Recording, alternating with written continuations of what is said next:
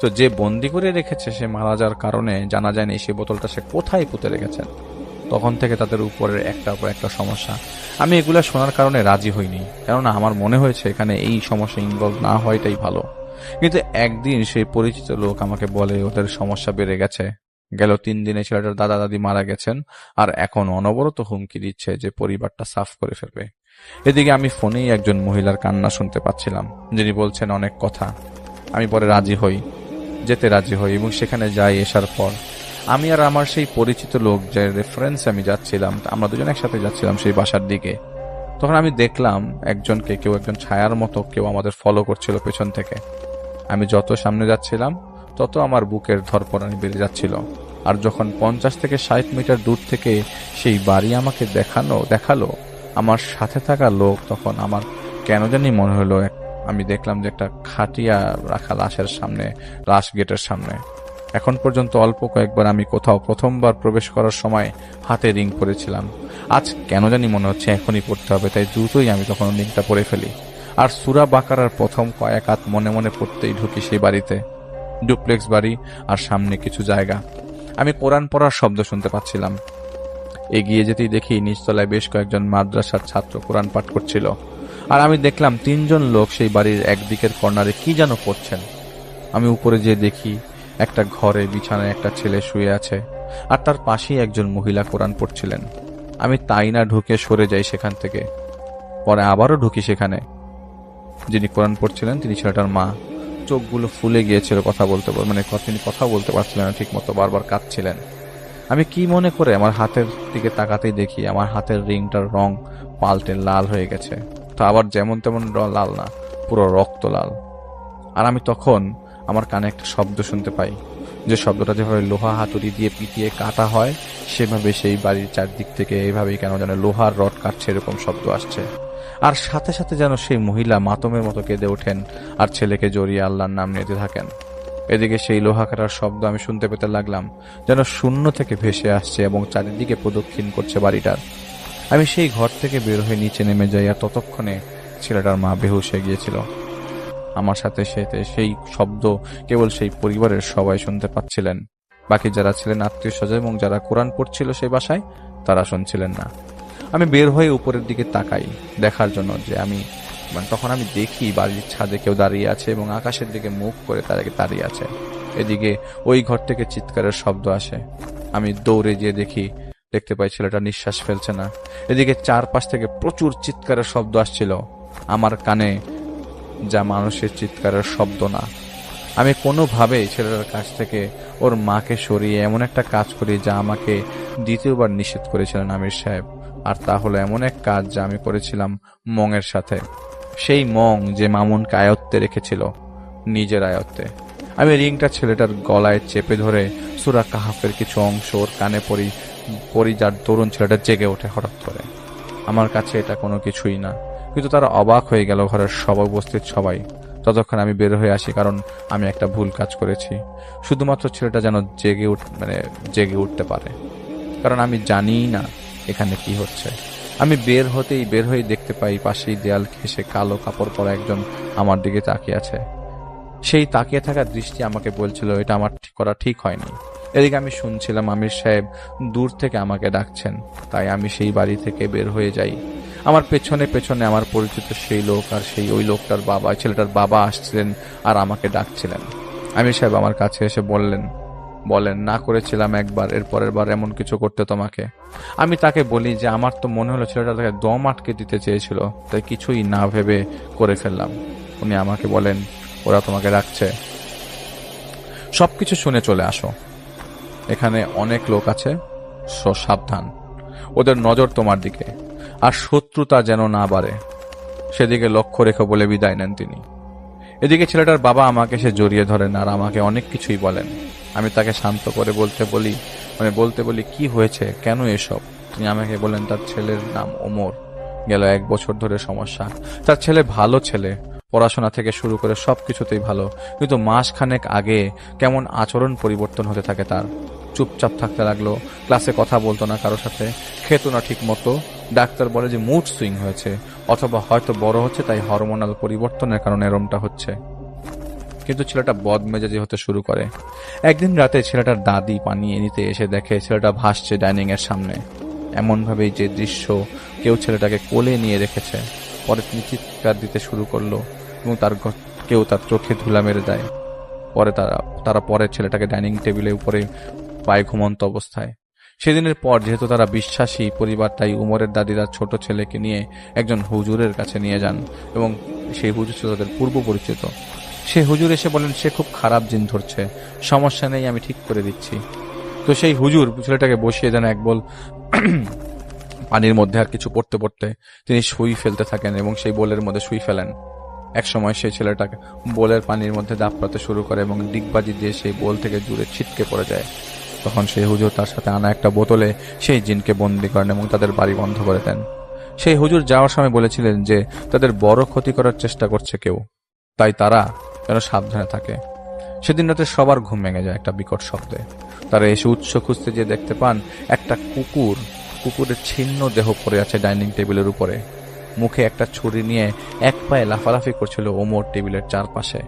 তাদের দেখে ছেলেটা থেমে যেয়ে গড়গড় করতে লাগে আর হুট করে দৌড় দিয়ে বের হয়ে যেতে লাগে দেয়াল টপকে, যে দেয়ালে তার কাটা তারের বেড়া দেওয়া ছিল। অনেক খোঁজাখুঁজি করে ভোরবেলা ওকে পাওয়া যায় একটা মসজিদের সামনে।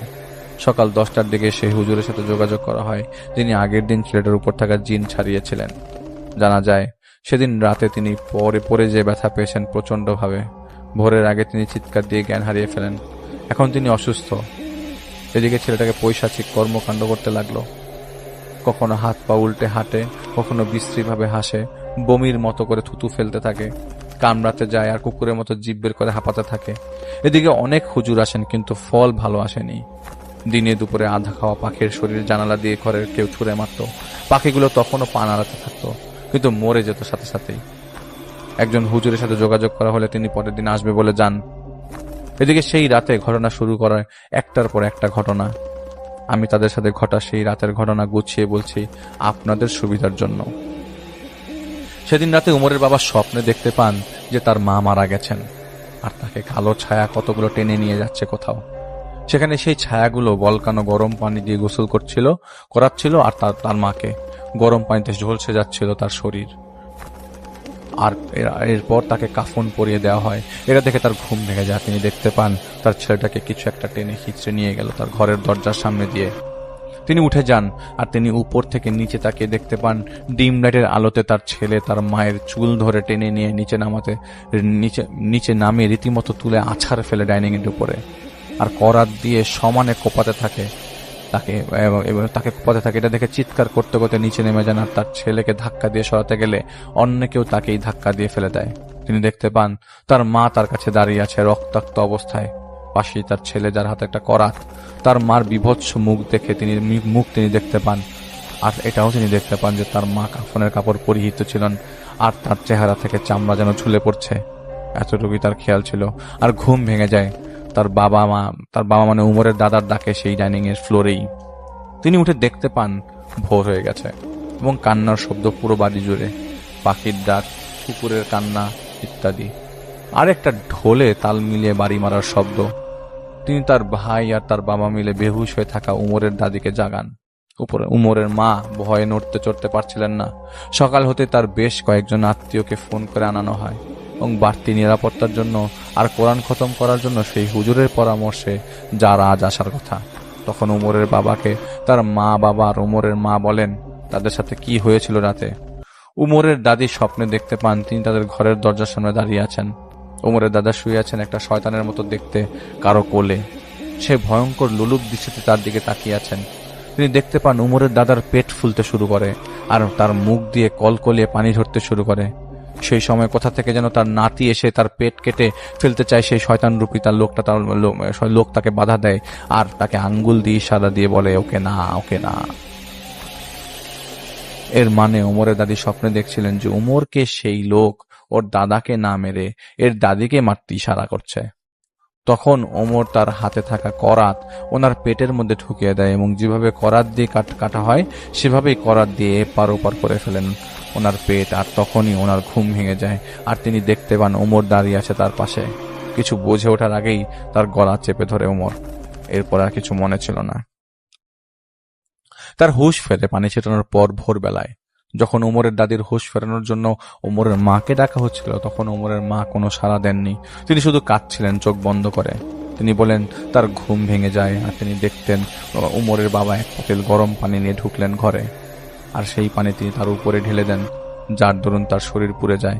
তিনি বাধা দিতে যাবেন, তখন সেই পোড়া মুখ নিয়ে বিদ্যুতের চেহারা নিয়ে তার দিকে চিৎকার দিতে দিতে এগিয়ে যান ওমরের বাবা, আর তাকে আঙ্গুল দিয়ে ইশারা করে চুপ হতে বলেন। তিনি এমন এক নারকীয় কণ্ঠে তার স্বামী তাকে বলে, চুপ করে থাক, টুস শব্দ করলে বাঘ এসে তোকে খেয়ে ফেলবে। সেই কণ্ঠ শুনে তিনি নিজেই আড়ষ্ট হয়ে গিয়েছিলেন। তিনি দেখতে পান তার স্বামীরূপী সেই শয়তান ঘর থেকে বেরিয়ে যেয়ে চুল টেনে তার ছেলেকে সেই ঘরে নিয়ে আসেন, আর করাত দিয়ে তার চোখের সামনেই তার ছেলেকে আঘাত করতে লাগলেন। প্রতিবার আঘাত করার পর তার ছেলের শরীরে যে পরিমাণ রক্ত বের হতো, সেই পরিমাণ রক্ত তার স্বামীরূপী শয়তান তার মুখে হাতে মেখে নিয়ে তার চেহারায় তা মেখে দিত। আর তিনি তখন দেখতে পেতেন যে তার ছেলে তার দিকে তাকিয়ে হাসছে শয়তানি ভঙ্গি করে। তিনি তার চোখ বন্ধ করে ফেলেন আর কাঁদতে থাকেন। আর এক সময় তিনি তার স্বামীর ডাকতে শুনতে পেতে লাগলেন, যেন কেউ তাকে ধাক্কা দিচ্ছে। তাকে তিনি দেখতে পান তার স্বামী আর তার দেবর তাকে ধাকছে। এতটাই শকে ছিলেন যে তখন তার যার কারণে তিনি স্বাভাবিক হতে পারছিলেন না। তখন এত কিছুর মধ্যে ওমর কিন্তু তার ঘরেই ঘুমিয়েছিল, আর ওমরের চাচাও কিন্তু কিছু টের পাননি। উমরের দাদা তখন কাউকে কিছুই না বলেননি যে তার সাথে কি হয়েছে বা কি হচ্ছে, কারণ ভয়টা যেন তার ভয় যেন আর না বাড়ে, সবার মধ্যে যেন আর বেড়ে না যায়। এদিকে উমরকে দেখে মনে হচ্ছিল ছেলেটাকে অন্য কেউ কন্ট্রোল করছে। সেদিন দুপুর থেকে যখন কোরআন খতম করা শুরু হয়, ওমর বেহুশের মতো পড়ে থাকতে লাগে। সেই হুজুর আসেন যার আসার কথা ছিল। তিনি এসে সবকিছু শুনেন। এরপর তিনি বলেন মাগরিবের পর যা করার করবেন। এদিকে ততক্ষণে খবর পাওয়া যায় সেই হুজুর যিনি বোতলবন্দি করেছিলেন সেই জিনকে তিনি ইন্তেকাল করেছেন। তাই জানা যায়নি বোতলটা কোথায়। মাগরিবের পর উমরকে হুজুরের সামনে আনা হয়। সে সেখানে পায়ের উপর পা তুলে আয়েশি ভঙ্গিতে আর থুতু ছুঁড়ে মারে হুজুরের মুখে। সেই হুজুর তার মতো করে কিছু কাজ করেন, যার কারণে যে উমরের উপর ভর করেছিল তাকে যেন সে ছেড়ে দেয়। এরপর হুজুর বলেন যে তিনি একজনকে ডাকবেন, তার সাথে আরো কয়েকজন আসবেন।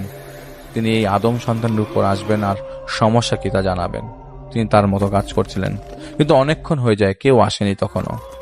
হঠাৎ বাড়ির মূল ফটক ধরে ঝাঁকুনি দেওয়ার শব্দ আসতে থাকে, যা তীব্র হচ্ছিল, আর সেই সাথে বাড়ির অন্যদিক থেকে লোহা পেটানোর শব্দ আসছিল। হুজুর অবাক হয়ে যান আর হুট করে তিনি বলেন ওমরের বাবাকে মেইন গেট খুলে দিতে। ওমর দাদা জিজ্ঞেস করেন কেন? হুজুর বলেন আমার লোকই গেট ঢাকাচ্ছে বাসায়, কোনোভাবে ঢুকতে না পেরে। যান খুলে দিয়ে আসেন, এত প্রশ্ন করেন না। ওমরের চাচা জ্ঞান গেট খুলতে, যেহেতু দারোয়ান ছিল না। এত ঝামেলা হওয়ার পর থেকে হুজুর তাকে বলেন শুনুন, গেটের লক খুলে দিয়ে সরে যাবেন, গেটের রাস্তার সামনে থেকে তারা যেন বাধা না পায়। ওমরের চাচা গেটের কাছে যেয়ে দেখতে পায় গেট যেন কাঁপছে, কিন্তু কেউ নেই। সে গেটের লকটা খুলে দিয়ে সরে যায় সাথে সাথে। ওমর চাচা দেখতে পায় ধাম করে গেটটা খুলে যায় এবং সাই করে কেন কিছু ঢুকে যায় ঘরের দিকে। তখন ওমর উঠে বসে আর সালাম দেয়। তখন হুজুর উত্তর দিয়ে জিজ্ঞেস করেন আপনারা গেট কেন ঝাঁকাচ্ছিলেন, সরাসরি না আসে? তারা বলেন যে সব জায়গায় নাপাকিয়া দুর্গন্ধ নাপাক পশুগুলোর কাছ থেকে আসছে। ওরা সব জায়গায় তাবিজ পুঁতেছে, এদের বংশ ছারখার করবে, তাই কোনো দিক দিয়ে আসার রাস্তা নেই। গেটের কাছেও তাবিজ পুঁতেছে, তাই তোমাদের মতো করেই ঢুকতে হয়েছে। হুজুর জিজ্ঞেস করেন কে আর কেন এসব করছে, কারা করছে এসব?